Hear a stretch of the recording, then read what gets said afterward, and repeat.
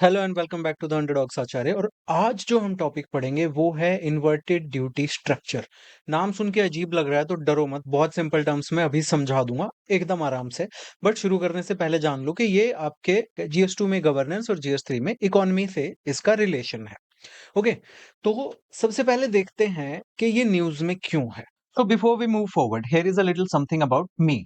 मेरा नाम है राव अनूप सिंह और मैंने 2023 में यूपीएससी का इंटरव्यू दिया था। उसके अलावा मैं 5 बार यूपीएससी का प्रीलिम्स क्लियर करके मेंस के लिए अपीयर कर चुका हूं और 3 बार स्टेट पीसीएस का प्रीलिम्स क्लियर करके मेंस के लिए अपीयर कर चुका हूं। पहले मैं स्टेट बैंक ऑफ इंडिया में असिस्टेंट मैनेजर होता था। उससे पहले मैं एयर इंडिया, जब गवर्नमेंट कंपनी होती थी, तो उसमें भी असिस्टेंट कंट्रोलर की पोस्ट पे काम करता था। उसके अलावा मैं पिछले 9 साल से यूपीएससी कोचिंग इंडस्ट्री में एक्टिव हूं और मैंने अलग अलग भूमिकाओं में अलग अलग इंस्टीट्यूट्स में काम किया है। I also use to be UPSC mentor at study IQ IAS। उसके अलावा ये सब एग्जाम्स हैं जो मैंने क्लियर किए हैं, आप पॉज करके पढ़ सकते हैं, ज्यादा टाइम नहीं वेस्ट करेंगे। Let's move forward. तो अभी रिसेंटली हमने देखा कि जीएसटी को लेके हमेशा से बहुत सारी कंप्लेंट्स रहती थी लोगों की कि बहुत ज्यादा जीएसटी रेट्स है, ये है वो है। तो फाइनली मोदी जी ने कह दिया कि ले भाई, शहर की छोरी मेरी ले ले रोम रोम। और उन्होंने जीएसटी रेट्स को उठा के रेशनलाइज कर दिया। तो अभी रिसेंटली हुए हैं जीएसटी रेट्स रेशनलाइजेशन, जिसमें जीएसटी काउंसिल ने क्या किया कि जो जीएसटी के जो स्लैब्स हैं उनको मेनली दो स्लैब्स में रख दिया, 5% और 18%। तो इससे क्या हुआ है कि आपका एक 13% का गैप क्रिएट हो गया। आगे देखते हैं कैसे। फॉर एग्जाम्पल, अब बहुत सारे प्रोडक्ट्स हैं जैसे कि फार्मा है, बाइसिकल है, किचन वेयर है, एफएमसीजी एटसेट्रा, जिनको जो कि 5% की कैटेगरी में पड़ते हैं, पर उनके जो रॉ मटेरियल्स है ना, वो 18% की कैटेगरी में पड़ते हैं। तो इससे क्या हुआ, 13% का गैप डेवलप हो गया। तो अब यही जो गैप है ना, इसको इन्वर्टेड ड्यूटी स्ट्रक्चर कहते हैं। अभी डिटेल में देखेंगे, बट ये थोड़ा सा इंट्रोडक्शन था कि ये न्यूज में क्यों है। अब एक नॉर्मल सिचुएशन में क्या होता है कि जीएसटी का जो आइडिया है ना, वो प्रीटी सिंपल है। कोई कंपनी को कुछ सामान बनाना है तो उस सामान को बनाने के लिए वो रॉ मटेरियल लेती है, जिनको हम इनपुट कहते हैं। और इनपुट पे कुछ टैक्स लगता है। फिर जब वो सामान बना लेती है तो उसको कहते हैं फिनिश्ड प्रोडक्ट। और फिनिश्ड प्रोडक्ट को हम कहते हैं आउटपुट। इनपुट पे यूजुअली या तो बराबर टैक्स होता है इनपुट के, या फिर हायर टैक्स होता है। एग्जांपल देखते हैं। मान लो कोई कार कंपनी है, अपनी मारुति है, प्यारी मारुति। तो वो स्टील खरीदती है कार बनाने के लिए, और उस स्टील पे जो कि उसका रॉ मटेरियल है, इनपुट है, उस पे वो 12% जीएसटी देती है। फिर वो उस स्टील से कार बना लेती है जो कि उसका फिनिश्ड प्रोडक्ट है, आउटपुट है। और कार पे जनरली 28% जीएसटी लगता है। तो अब 12, 28 में से 12 को माइनस करेंगे तो 16% का गैप आता है। और क्योंकि कंपनी ने 12% जीएसटी ऑलरेडी रॉ मटेरियल पे पे कर दिया है, तो उसको अब अपने फाइनल प्रोडक्ट पे सिर्फ 16% जीएसटी पे करना है। तो ये सिंपली, बड़ा ही सिंपल सा सिस्टम है। अभी अगर आपको नहीं समझ आया तो मैंने एक यहाँ पे डायग्राम बनाया है, उससे समझाता हूँ। तो जीएसटी से पहले होता था आपका VAT system, value added tax system. तो उसमें क्या होता था कि ये हमारे किसान भाई हैं। ओके, तो किसान भाई के पास क्या है कि कॉटन है। अब ये कॉटन लेके जाते हैं क्लॉथ मिल में, यानी कि वो जो कपड़े बनाती है ना मिल, वहां पे जाते हैं। वहां पे ये कहते हैं कि मैं अपना कॉटन बेचूंगा आपको 100 रुपए का। और तो 100 रुपए पे 10% वैट लगता था जो गवर्नमेंट को जाता था। तो मिल को ये कॉटन पड़ता था 110 रुपए का। अब मिल क्या करती है कि इससे ये कपड़ा बनाती है, और इस कपड़े को वो आगे जो गारमेंट फैक्ट्री होती है ना, उसको 200 रुपए में बेचती है। क्योंकि ये 200 रुपए में बेचती है तो गवर्नमेंट फिर से 10% टैक्स लगा देती है, वैट लगा देती है, तो 20 रुपए टैक्स हो गया। तो गारमेंट फैक्ट्री को ये कपड़ा पड़ा 220 रुपए का। अब आगे क्या होता है, गारमेंट फैक्ट्री इस कपड़े की शर्ट बना के क्लोथिंग स्टोर को बेचती है। तो शर्ट का एमआरपी वो रखती है 500 रुपए। अब 500 रुपए में बेच रही है तो उस पे 50 रुपए टैक्स लगेगा 10% के हिसाब से, जो कि वैट होगा। तो फाइनल प्राइस आपके क्लोथिंग स्टोर को या रिटेलर को पड़ेगा 550 रुपए। और इसके बाद जो रिटेलर है उससे आपके मेरे जैसा कस्टमर ये शर्ट खरीद के ले जाएगा। 800 रुपए ये इसका एमआरपी रखेगा, क्योंकि इसने भी शोरूम में नौकर रखे हैं, एटसेट्रा करा है, तो वो कॉस्ट ऐड होती है। ओके, तो अब इस पे फिर से 10% टैक्स लगेगा, तो ये हो जाएगा 80 रुपए। तो फाइनल प्राइस 880। तो अब अगर हम देखें तो टोटल वैट जो लगता था, तो पहली स्टेज पे 10 रुपए, 20 रुपए, फिर 50 रुपए, तीसरी पे, फिर चौथी पे, तो टोटल जो होता था 160 रुपए वैट लगता था। क्योंकि टैक्स के ऊपर टैक्स लग रहा है। तो इसको हम कहते थे cascading system, cascading tax system. अब गवर्नमेंट को लोगों ने कहा कि भई ये तो गलत है, आप टैक्स लगा रहे हो और फिर उस टैक्स के ऊपर फिर टैक्स ले रहे हो, तो ये तो सही बात नहीं है। तो गवर्नमेंट ने कहा कि ठीक है, चलो अब हम है ना एक ऐसा सिस्टम लाते हैं जिसमें कैस्केडिंग खत्म हो जाएगी, टैक्स के ऊपर टैक्स लगना खत्म हो जाएगा। तो गवर्नमेंट जीएसटी लेके आई। तो अब जीएसटी कैसे काम करता है? चलो देखते हैं। अब यही हमारे किसान भाई हैं, फिर से अपना कॉटन लेके क्लॉथ मिल के पास जाते हैं और ये कहते हैं कि मैं अपना कॉटन 100 रुपए का बेचूंगा। तो गवर्नमेंट उस पे 10% जीएसटी लगाती है, तो मिल को ये जो कॉटन है ये 110 रुपए का पड़ता है। बट यहाँ पे 10 रुपए जो है ना, वो गवर्नमेंट के अकाउंट में लिखे जाते हैं, जिसको हम कहते हैं इनपुट टैक्स क्रेडिट, जिसमें ये लिखा जाता है कि क्लॉथ मिल 10 रुपए टैक्स ऑलरेडी दे चुकी है अपने रॉ मटेरियल पे। तो ये एक बही खाते में लिखा गया। अब जो क्लॉथ मिल है, ये बिजली खर्च के और अपने मजदूर लगा के जो भी करके कपड़ा बनाते हैं। तो वो कपड़े को फिर गारमेंट फैक्ट्री को बेचते हैं 200 रुपए में। ओके, ये इस प्रोसेस को कहते हैं वैल्यू एडिशन। अब इस पे फिर से मान लो 10% जीएसटी लगता है, गवर्नमेंट कहती है कि 20 रुपए हमें दो। बट खाते में ऑलरेडी लिखा हुआ है कि यहाँ पे रॉ मटेरियल पे ये जो क्लॉथ मिल है ये 10 रुपए टैक्स पे कर चुकी है। तो अब गवर्नमेंट क्या कहेगी कि ठीक है, आप 20 मत पे करो, आप 20 में से वो 10 रुपए निकाल दो जो आप रॉ मटेरियल पे कर चुके हो। तो अब इनको सिर्फ 10 रुपए ही टैक्स देना है। तो प्राइस कितना हुआ? 210 रुपए। ओके। अब ये शर्ट जो है अब ये जो कपड़ा है गारमेंट फैक्ट्री में जाता है, और गारमेंट फैक्ट्री फिर से अपने ऐसे सिलाई वाले मजदूर लगा के बिजली खर्च के इसकी शर्ट्स बनाती है। और इन शर्ट्स को जो रिटेलर है उसको 500 रुपए पर शर्ट पे बेचती है। तो गवर्नमेंट फिर कहती है कि हमें 10% जीएसटी दो, भाई हमें नहीं पता। तो वो कहते हैं ठीक है जी, आप ले लो 10%। तो वहां पे 50 रुपए जीएसटी बनता है। बट फैक्ट्री जो है वो पहले ही 20 रुपए जीएसटी दे चुकी है। ओके। तो ये जो 20 रुपए हैं ये इस 50 में से माइनस हो जाएंगे, तो अब जीएसटी बचेगा सिर्फ 30 रुपए। यानी कि जो गारमेंट फैक्ट्री है उसे सिर्फ 30 रुपए जीएसटी देना है, तो फाइनल प्राइस हो जाएगा 530 रुपए। और अब जो रिटेलर है, दुकान है, वो कस्टमर को शर्ट बेचता है 800 रुपए में। और यहाँ पे जीएसटी फिर से 10% लगता है 80 रुपए। बट रिटेलर ऑलरेडी 50 रुपए जो जीएसटी है वो दे चुका है, तो 80 में से 50 फिर माइनस होंगे, तो यहाँ सिर्फ 30 रुपए लगेगा। तो कस्टमर को सिर्फ 830 रुपए देने पड़ेंगे। तो यहाँ पे टोटल जीएसटी कितना कलेक्ट होगा? फार्मर से 10, मिल से 10, यहाँ पे 30, फिर 30 और टोटल 80 रुपए। तो फर्क कितना हो गया? यहाँ पे 160 रुपए टैक्स कलेक्ट हो रहा था और यहाँ सिर्फ 80। और दूसरी चीज, यहाँ पे जो कस्टमर के पास फाइनल प्राइस था वो 880 रुपए पड़ रहा था, जबकि यहाँ पे 830 रुपए पड़ रहा है। तो ये होता है आपका जीएसटी और इनपुट टैक्स क्रेडिट। ओके। अब देखते हैं आगे कि ये क्या खेल है। अब इन्वर्टेड ड्यूटी स्ट्रक्चर क्या है? ओके। तो नॉर्मली टैक्स सिस्टम जो होता है ना, वो कुछ ऐसा होता है कि फाइनल गुड्स एंड सर्विसेज यानी आउटपुट्स पे, यानी कि जो भी प्रोडक्ट बन रहा है उस पे जो टैक्स लग रहा है, वो रॉ मटेरियल पे जो टैक्स लग रहा है उससे ज्यादा होना चाहिए, या ज्यादा होता है। ऑब्वियसली फिनिश्ड गुड पे टैक्स जनरली ज्यादा होता है। ओके। तो बट एक इन्वर्टेड ड्यूटी स्ट्रक्चर में इसका उल्टा होता है, यानी कि इनपुट्स पे या रॉ मटेरियल्स पे हाई टैक्स लगता है as compare to final product. For example, raw material पे 18% लग रहा है और फाइनल प्रोडक्ट पे 5%, जो ऊपर हमने मारुति वाले में देख रखा है। तो बिजनेसेस जो हैं वो ज्यादा टैक्स देते हैं रॉ मटेरियल या इनपुट खरीदते टाइम। बट उनको वो कम टैक्स ले पाते हैं जब फाइनली वो अपना प्रोडक्ट बेच रहे होते हैं। तो यहाँ पे बहुत प्रॉब्लम क्रिएट होती है, और वो हम आगे देखते हैं क्यों। तो इस इन्वर्टेड ड्यूटी स्ट्रक्चर जो है ये प्रॉब्लम क्यों है, इससे क्या प्रॉब्लम क्रिएट हो रही है? तो हमने देखा कि जीएसटी में रिफंड्स का एक सिस्टम है, यानी कि आपने इनपुट पे कोई मतलब टैक्स दिया, तो आपके आउटपुट पे आप उसको रिफंड ले सकते हो कि इतना तो मैं ऑलरेडी पे कर चुका हूँ। तो जब कोई बिजनेस कोई चीज खरीदता है, रॉ मटेरियल खरीदता है कोई प्रोडक्ट बनाने के लिए, ओके, तो वो उस पे जीएसटी देता है। और बाद में जब वो कोई प्रोडक्ट बेचता है, और तो कस्टमर से जीएसटी लेता है। बट अगर कोई बिजनेस रॉ मटेरियल पे ज्यादा टैक्स दे रहा है बट फाइनल सेल्स पे कम टैक्स कलेक्ट कर पा रहा है, तो उसको ना पूरा रिफंड नहीं मिलेगा, सिर्फ कुछ पार्ट का ही रिफंड मिलेगा। और उसमें भी जो इनपुट्स में सर्विसेज और मशीनरी है उसका जो रिफंड है वो नहीं ले पाएगा। ये हम अभी देखेंगे कि इंडिया में क्या रूल है।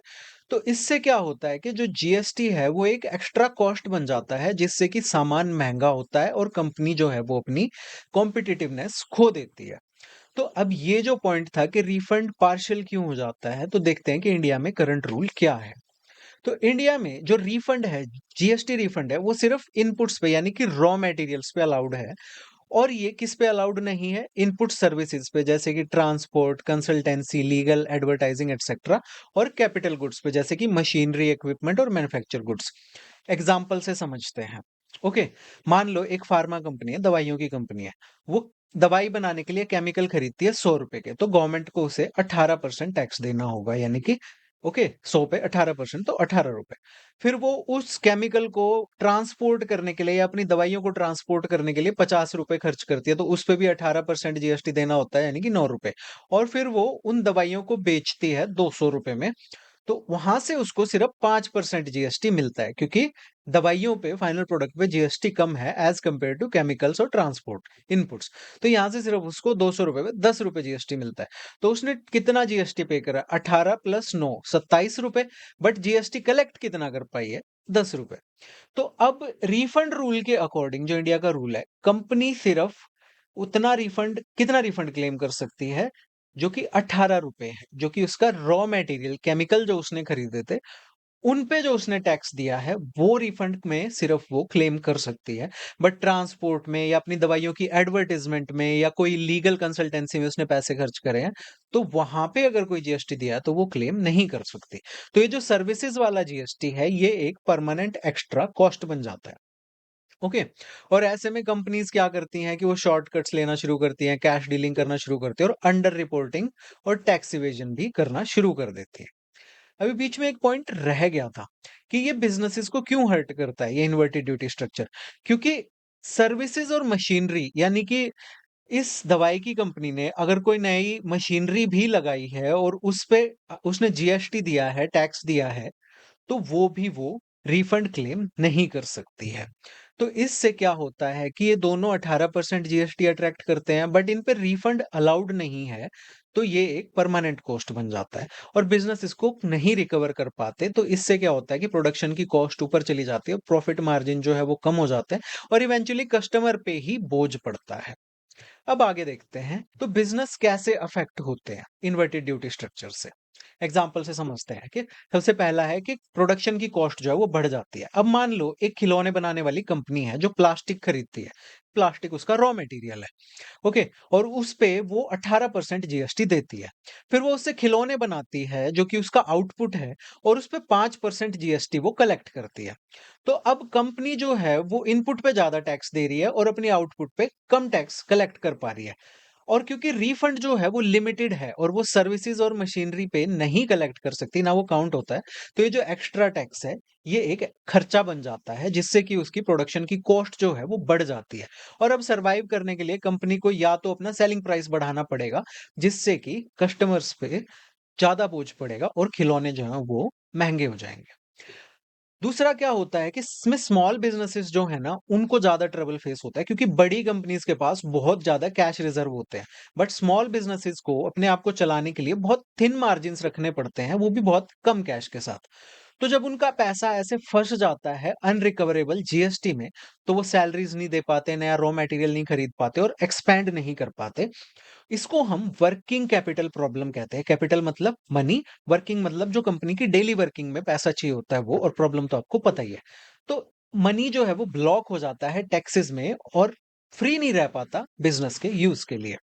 तीसरा होता है कि कॉम्पिटिटिवनेस जो है कंपनीज की वो कम हो जाती है। अब अगर इंडियन गुड्स हैं जैसे कि साइकिल, मेडिसिन एटसेट्रा, ये बाहर देशों में महंगे हो जाएंगे क्योंकि ये अपना जीएसटी रिकवर नहीं कर पा रहे हैं, तो लोग क्या करेंगे? या तो दूसरी उनसे, हाँ, कंपनीज का गुड्स खरीदेंगे, या फिर वो ऐसे अनटैक्स्ड या और अनऑर्गेनाइज्ड जो सब्स्टिट्यूट्स हैं उन पे डिपेंड हो जाएंगे। ओके। और इससे अगेन इंडियन जो मैन्युफैक्चरर्स हैं उसका नुकसान है। लाज़मी सा सवाल है, तुम सब सोच रहे होगे कि भाई गवर्नमेंट क्या कर रही है? इसमें अगर इतना बड़ा बखेड़ा खड़ा हो गया है, तो गवर्नमेंट कुछ तो कर रही होगी ना। तो गवर्नमेंट ने कुछ स्टेप्स लिए हैं। पहला स्टेप ये है कि गवर्नमेंट ने कहा है कि हम ऑटोमेटिक रिफंड करना शुरू करेंगे, जिसमें कि 90% ऑटोमेटिक हो जाएगा और 10% हम बाद में करेंगे। बिज़नेसेस जो हैं, वो इनपुट्स पे ज़्यादा जीएसटी दे रहे हैं एज़ कंपेयर टू कि वो आउटपुट पे जितना कलेक्ट कर रहे हैं। ओके। अब गवर्नमेंट अगर ऑटोमेटिकली 90% रिफंड कर देती है इमीडिएटली, और 10% जो है वो चेक करके बाद में पे करेगी, तो इससे क्या होगा कि बिज़नेसेस जो हैं उनकी हेल्प होगी और उनको अपना ज़्यादातर पैसा क्विकली रिकवर हो जाएगा, जिससे वो कैश क्रंच नहीं झेलेंगे और जो हमने वर्किंग कैपिटल वाली प्रॉब्लम देखी थी ना, वो सॉल्व हो जाएगी बहुत हद तक। दूसरा जो आइडिया है गवर्नमेंट दे रही है, वो कह रही है कि अब ये डबल रेट वाला जो सिस्टम है 5 और 18%, इसको भी हटा के हम एक सिंगल रेट सिस्टम ला सकते हैं। ओके, तो ये सारे स्लैब्स खत्म हो जाएंगे और एक फ्लैट रेट हो जाएगा सभी गुड्स एंड सर्विसेज के लिए, फॉर एग्जांपल 15%। इससे बेनिफिट क्या होगा? ये जो इन्वर्टेड ड्यूटी स्ट्रक्चर है कंप्लीटली खत्म हो जाएगा, क्योंकि ये हो किस लिए रहा है? क्योंकि इनपुट पे अलग टैक्स है और आउटपुट पे अलग टैक्स है, और बिज़नेसेस को फिर रिफंड की प्रॉब्लम नहीं होगी और ये सिंपल हो जाएगा अपने बिज़नेसेस को मैनेज करना, गवर्नमेंट के लिए भी और बिज़नेसेस के लिए भी। मान लो अगर सिंगल रेट सिस्टम नहीं किया जाता, तो और क्या-क्या स्टेप्स हैं जो गवर्नमेंट ले सकती है इस प्रॉब्लम को रिज़ॉल्व करने के लिए? तो सबसे पहली चीज़ है कि हमने देखा था कि सर्विसेज़ पे और कैपिटल गुड्स पे जो रिफंड नहीं मिलता जीएसटी का, तो गवर्नमेंट स्टार्ट कर सकती है कि उस पे रिफंड देना वो शुरू कर दे। अगर वो ऐसे रिफंड इन दोनों चीज़ों पे यानी सर्विसेज़ पे और कैपिटल गुड्स पे रिफंड देना स्टार्ट कर देती है, तो इससे बिज़नेसेस के लिए कॉस्ट कम हो जाएँगी और फाइनेंशियल बर्डन भी खत्म हो जाएगा। दूसरा काम जो गवर्नमेंट कर सकती है वो है टाइम बाउंड रिफंड्स, यानी कि जो रिफंड जाते हैं, जीएसटी का रिफंड जाता है, उसको टाइम बाउंड कर दे। ये नहीं है कि पेंडिंग पड़े हैं और ये सब है। इससे क्या होगा कि अगर रिफंड डिले होते हैं तो बिज़नेसेस को हमने देखा कि वर्किंग कैपिटल की प्रॉब्लम हो जाती है और उनके पास कैश नहीं रहता अपने डेली ऑपरेशन को चलाने के लिए, और टाइमली रिफंड होंगे तो ये कैश की प्रॉब्लम जो है सॉल्व हो जाएगी। और तीसरा स्टेप जो गवर्नमेंट ले सकती है वो है सिंगल विंडो रिफंड सिस्टम। अभी क्या है कि जो बिज़नेसेस हैं, जो अलग-अलग स्टेट्स में ऑपरेट करते हैं, उनको अलग-अलग रिफंड क्लेम्स डालने पड़ते हैं हर स्टेट में। अब अगर सिंगल विंडो सिस्टम हो जाएगा तो इससे उनका ये जो प्रोसेस है ना, ये सिंप्लीफाई हो जाएगा और टाइम बचेगा और टाइम से उनको अपने रिफंड्स मिलने शुरू हो जाएँगे। देखते हैं कि गवर्नमेंट ने ये जो स्टेप्स बताए हैं, इन स्टेप्स में रिस्क क्या-क्या है? तो सबसे पहला रिस्क जो है यहाँ पे वो है फ्रॉड का रिस्क। तो जीएसटी 2017 में शुरू हुआ था और कुछ बिज़नेसेस ने, कुछ क्या बहुत बिज़नेसेस ने फेक इनपुट क्रेडिट्स जो हैं, वो बना के क्लेम किए हैं। और ये स्कैम इतना ज़्यादा है कि लाख ऑफ करोड़ रुपए में, कई लाख करोड़ रुपए में इसकी वैल्यू है इन स्कैम्स की, जो ये फर्जी इनपुट क्रेडिट के जो स्लिप्स लगाते हैं। तो ये शो करता है कि हर कोई ऑनेस्ट तो है नहीं और फ्रॉड होते हैं अगर सिस्टम बहुत ज़्यादा ईज़ी हो जाए। दूसरा, ऑटोमैटिक रिफंड्स के साथ क्या प्रॉब्लम है कि अगर गवर्नमेंट ऑटोमैटिक रिफंड अलाउ कर देती है 90% ऑफ ये जो जीएसटी उन लोगों का रिफंड बनता है विदाउट एनी स्ट्रिक्ट चेक, तो ये फ्रॉडस्टर्स जो हैं वो इस सिस्टम को एक्सप्लॉइट कर सकते हैं और वो पैसा भी क्लेम कर सकते हैं जो हमने ऊपर देखा फर्जी बिल वगैरह लगा के, जो उसका वो उनका बनता भी नहीं है। और इवन होल्डिंग 10% अगर आप वेरिफिकेशन के लिए रख भी लेते हो तो वो इनफ नहीं होगा, बिकॉज मिलियंस ऑफ ट्रांजैक्शन होते हैं और इससे ह्यूज रेवेन्यू लॉस हो सकता है 90% में भी, अगर आप बिना वेरीफाई किए दे देते हो। गवर्नमेंट चाहती है कि सिस्टम इतना इजी हो जाए ऑनेस्ट बिजनेसमैन के लिए, बट फ्रॉड के अगेंस्ट भी प्रोटेक्शन हो। तो इससे क्या होगा कि जो ऑनेस्ट बिजनेसमैन हैं उनको क्विक रिफंड्स मिल जाएंगे और उनकी कैश प्रॉब्लम्स जो हैं वो रिड्यूस होंगी और इससे उनकी जो वर्किंग कैपिटल वाली प्रॉब्लम है ना, वो सॉल्व होगी।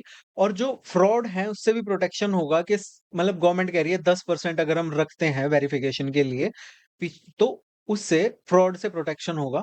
और साथ में चेक्स एंड ऑडिट्स भी किए जाएंगे टू मेक श्योर कि जो रिफंड है ये जेन्युइन है। और डिजिटल ट्रैकिंग एंड वेरिफिकेशन भी की जाएगी ताकि फेक क्लेम्स को वेरीफाई करके पकड़ा जा सके। अब ग्लोबल प्रैक्टिसेस इस एरिया में क्या-क्या है, यानी बाकी देश क्या करते हैं? तो ये जो ऑटोमैटिक इन्वर्टेड ड्यूटी रिफंड है ना, जो गवर्नमेंट कह रही है कि 90% ऑटोमैटिक होगा, ये सिस्टम जो है ज़्यादातर कंट्रीज़ में नहीं देखने को मिलता कि वो ऑटोमैटिकली ऐसा कोई रिफंड देते हों इनपुट टैक्स क्रेडिट पे। ओके, बट यहाँ पे इंडिया जो है वो कुछ अनयूजुअल करने का ट्राई कर रहा है ऐसा ऑटोमैटिक सिस्टम प्रपोज़ करके।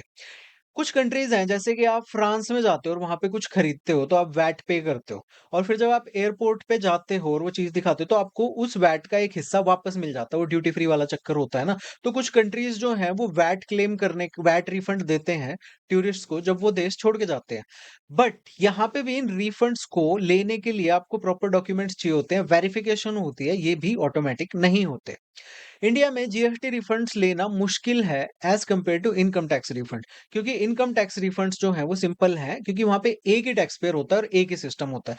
बट जीएसटी में बहुत सारे प्लेयर इन्वॉल्व होते हैं, मैन्युफैक्चरर, होलसेलर, रिटेलर, कस्टमर, ये सब चीजें। और हर कोई जीएसटी पे करता है और उसपे क्रेडिट्स क्लेम करता है। और इनमें से अगर एक भी बंदा मान लो होलसेलर जो है वो जीएसटी ना पे करे, तो उससे नेक्स्ट वाला जो रिटेलर है उसको फुल इनकम टैक्स क्रेडिट नहीं मिलेगा। ओके, जो कि इन्होंने दिया है। अब ये तो था आपका टॉपिक। अब ये पीडीएफ आप डाउनलोड करेंगे तो इसमें आपको प्रीलिम्स के लिए ये सब कीवर्ड्स मिलेंगे और इसके साथ जैसा मैंने पहले बताया था ये प्रीलिम्स और मेंस के प्रैक्टिस क्वेश्चंस हैं जो आप यहाँ से कर सकते हैं। ये पीडीएफ आपको मिलेगी मेरे टेलीग्राम चैनल पे जिसका ये क्यूआर कोड है और लिंक भी डिस्क्रिप्शन में दिया हुआ है, आप स्कैन करके या वहां से ज्वाइन कर सकते हैं। तो you were watching the underdogs Acharya. Like करें, शेयर करें, सब्सक्राइब करें क्योंकि अभी आपका लाइक ही मेरी कमाई है। Thank you for watching. Have a great day.